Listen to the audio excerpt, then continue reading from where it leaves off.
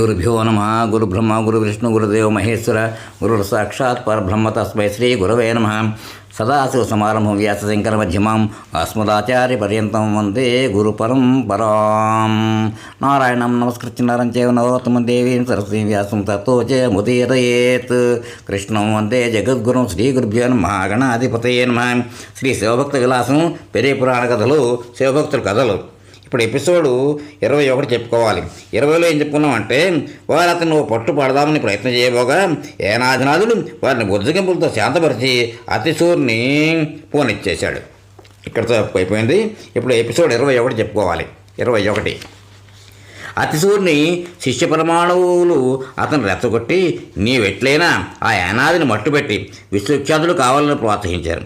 అప్పుడు అతడు వాలిని పోరుకు పిలిచిన సుగ్రీవుని వలె ఏనాది గృహమునకు వెళ్ళి ఛాతీ తొడలో చేర్చి యుద్ధానికి రారాడింపగా అని కేకలు పెట్టాడు.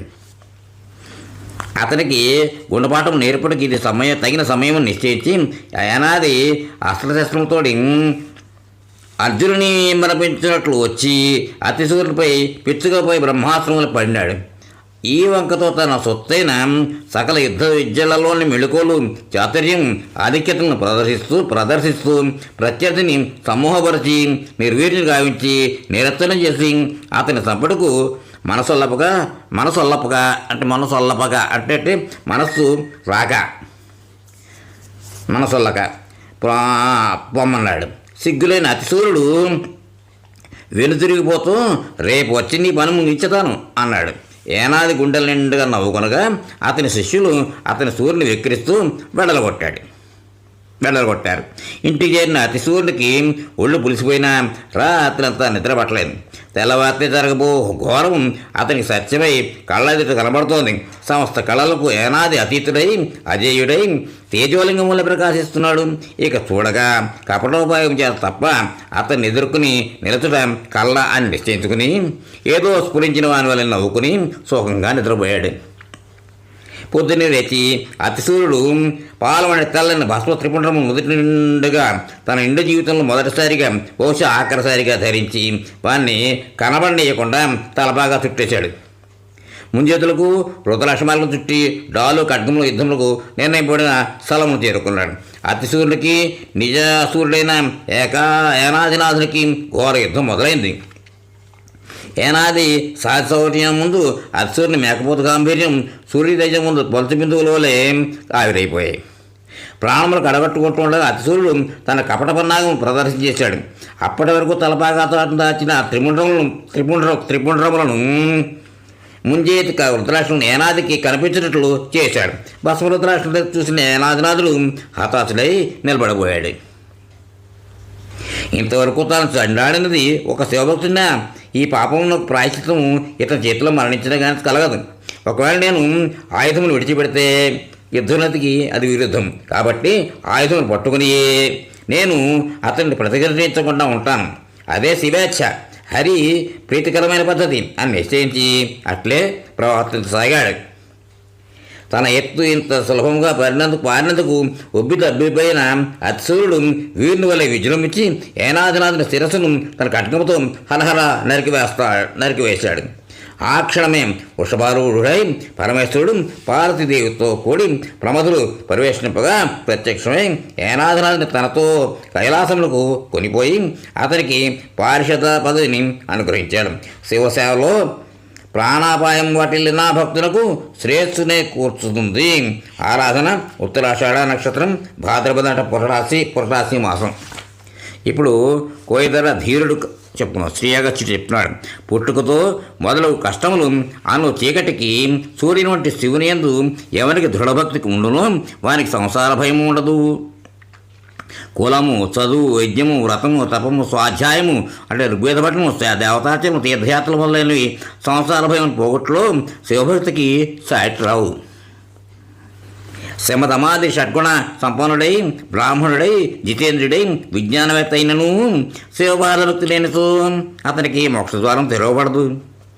ఆటవికులు, చండాలులు, కడజాతి వారు అయి ఏ యోగమును తెలియని వారైనను కేవలము ప్రేమరసము ప్రస్రవించు శివపాదములను తమ గుండె లోతుల్లో పాతుకున్న వారైనచో వారు పునరావృతి రహిత స్థితిని పొందగలరు. ఈ సందర్భంలో మీకు నిషాదకులమున జన్మించిన ధీరుని కథ వినిపించదను. త్రిలోచనులకు సులోచనలుగా తన నేత్రములని అర్పించిన వీర మహేశ్వరుని మరపురాని గాథ ఇది. సువర్ణముఖి నది తీరున కాంచీపురంలో ప్రసిద్ధి చెందిన ఈశ్వర క్షేత్రం ఉంది. అక్కడకు కొంచెం దూరంలో ఏనుగు ఆకారంలో వేణుగురి అను పర్వతం కనిపిస్తుంది. అది అనేక వన్యజంతువులకు నిలయమై శిలాజిత్తు మొదలైన గైరికాది ధాతువులతో వింత కాంతులు కల రంగులతో మెరిసిపోతూ ఉంటుంది. ఆ శబర అక్కడ వాళ్ళందరూ అడవికలు పోవచ్చు దండలుగా వచ్చి ధరించి నెగలనాడే సంవత్సరాలు దిద్దుకుని అక్కడ పూసే వింత రంగులతో వారి భర్తలకి అంటే అక్కడ ఉండేటువంటి వాళ్ళందరూ కోయి జాతి వాళ్ళు అనమాట అందరూ అనమాట. ఆ శబరగిరిలో కంఠాల నుంచి వచ్చే కొట్లు నరికైన తడుము పోనీకు వేసాయి ఇటువంటి మాటలతో ఆ ప్రాంతం అంతా గీంగలెత్తిపోతూ ఉంటుంది. చంపుకు తిను అన్న సూత్రమే వాళ్ళ జీవనారాగమై ఆ కొండలోయలంతా ప్రభావితం చేసేటట్లు నినదిస్తూ ఉంటుంది. అక్కడి పిల్లలు అడవి తీగలను తాళ్ళుగా పేనేసి ఉన్న ఏనుగులు బంధించేయగలరు. సింహపు జీవులను దారాలుగా పేరేసి వాటికి పులిగోడలు కట్టుకుని నిగనిగలాడే తమ బోసి మెళ్ళల్లో ధరిస్తారు. వాళ్ళు ఆడే ఆటల్లో అడవి పంది పిల్లలు అడవి పంది పిల్లలు, కుందేళ్ళు, లేడి పిల్లలు, కోతులు, కుక్కలు జత కడతాయి. ఆ కిరాతశాలల ఆహార సంపద పక్షులు, పందులు, కోళ్ళు, లేళ్ళు, దున్నలు వాటిని తిని తెగబలసి మూట కట్టుకున్న పాపం సంగతి తెలియకే బతికి వేసేస్తూ ఉంటారు పాపం అమాయకులు. గోధాపురంలో ఒక శబర గ్రామం ఉంది. చుట్టుపక్కల ఉన్న కోయపల్లెలన్నీ ప్రధానమైన దండాకి అండదండలుగా ఉంటాయి. ఆ శబర్లు ఎండ తీవ్రత నుండి తమను కాచుకొరకు పులులు మొదలగు జంతువుల చర్మాలను చలవ చేసి కప్పుకుంటారు. వారి నాయకుడు నాగ. అతని బలపరాక్రములు, పాలనా దక్షతల చేత చుట్టుపక్కల ఉన్న అన్ని గ్రామాల వారికి ప్రధాన నాయకుడై వారి నుంచి పన్నుల స్వరూపైన ధాన్యం, మాంసం, ఏరుదంతాలు, ముత్యాలు, తేనె, చర్మాలు, పనిముట్లు మొదలైనవి లెక్కలేనంతగా సంపాదించేవాడు. అతడు తన వంశమర్యాద తగిన దత్తాను మిరపతీగటి శబర సొంతని పెళ్ళాడి ఆమెతో అనేక విధాల సుఖాలను ఇంద్రుని కన్నా మిన్నగా అనుభవించి హాయిగా ఉండేవాడు. కానీ విధివశాత్తు వారికి వంశాన్ని నిలబెట్టి ఉద్ధరించే సంతానమే కలగలేదు. దత్త సంతానం లేక కుమిలిపోతూ ఉంటే రసికుడైన నాగుడు ఆమెను మరపించుటకు విలువైన కానుకలు బహుకరిస్తూ అనునయించేవాడు. ఆమె అయినా కానీ ఆమె చాలా అంటే ఆమె దీనికి చాలా కుమిలిపోతూ ఉండేది. ఆమె ఇలా తన దుగ్ధను వ్యక్తం చేయగా నాగుడు బిడ్డలు లేదే గృహస్థులకు పూర్ణత్వం లేదని గ్రహించేశాడు. ఒకనాడు అతడు తన గూడెం వారిని సమావేశపరిచి వారితో తన బాధను ఇలా పంచుకున్నాడు. అయ్యలారా, నేను భార్యతో ఉన్న ఓ నలుసైనా లేకపోవడం చేత ఎందుకు కొరగాడిన వాడిని అయిపోయాను. ఈ విషయంలో ఏదైనా ఉపాయం చెప్పండి, లేకుంటే నా పెండ్లంతో కలిసి ఎక్కడికన్నా వెళ్ళిపోతాను అని మనసులో ఉన్నది ఉన్నట్టుగా చెప్పుకున్నాడు ఆ శబర నాయకుడు. బోయ ప్రజలకి తమ నాయకుడు అంటే ప్రాణం, అతని భార్య అంటే మరీ గౌరవం, అభిమానం, కపటం లేని వారి ప్రభుభక్తి అటువంటిది. వారంతా కూడబలొక్కని చెప్పారు. దొరా, మన పల్లె పొలిమేరలోని గుడిసెలో కొలువై జోగినిమాత ఉంది. ఆమె నమ్మిన వారికి వరాలను కురిపించే దేవత. ఆ చల్లని తల్లి ఉండగా మనకేం లోటు అని చెప్పి ముంత నిండుగా పేరైన నెయ్యి, పుట్టతేనె, బియ్యంగు మొదలైన కర్తూ సంబంధించిన పదార్థాలను నెత్తిలో ఎత్తుకుని భక్తితో ఆ మంత్రగత సన్నిధికి తమ నాయక దంపతులు తీసుకుని పోయారు. తల్లో రక్షించో తల్లో, నీకు కోటి దండాలమ్మా అని ఆమెను పరిపరి విధాల స్తోత్రం చేసి సాగిలబడి తాము తెచ్చిన ద్రవ్యాలన్నీ విలువైన కానుకల్ని ఆమెకు సమర్పించి ఆమె అనుగ్రహం కోసం ఆ దేవత ఒక ముత్యాల దండను, గొప్ప కాంతిగల మాణిక్యపు బెత్తమును, చర్మ వస్త్రమును తీసుకుని నెమ్మదిగా బయటకు వచ్చి శబరనాయికి దత్తకు దత్తం చేసింది.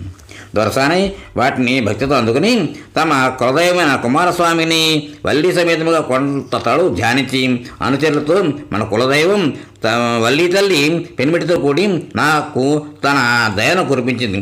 100 కుంచాల మంచి ముత్యాలనిచ్చి కుమారస్వామి లాంటి కొడుకును పుడతాడు వరమిచ్చింది అంది. అది సత్యం అన్నట్లు చెట్లపైన పక్షులు ఒక్కసారి కిలకిలా నవ్వాయి.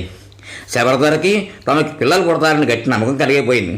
నాకు పిల్లలు పుట్టిన 12వ నాడు కోటి కుంచాల ముత్యాలతో వల్లియమతలిని అభిషేకం చేస్తానమ్మా.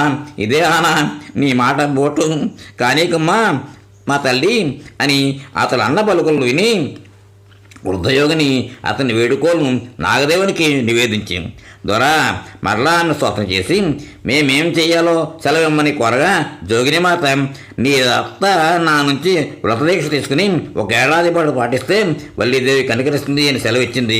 చిత్తం తల్లి అని నాగుడు వినయంగా తలదించుకుని ఊపాడు. ఇక్కడితో ఎపిసోడ్కి విరామం, తర్వాత కంటిన్యూ చేద్దాం. స్వస్తి.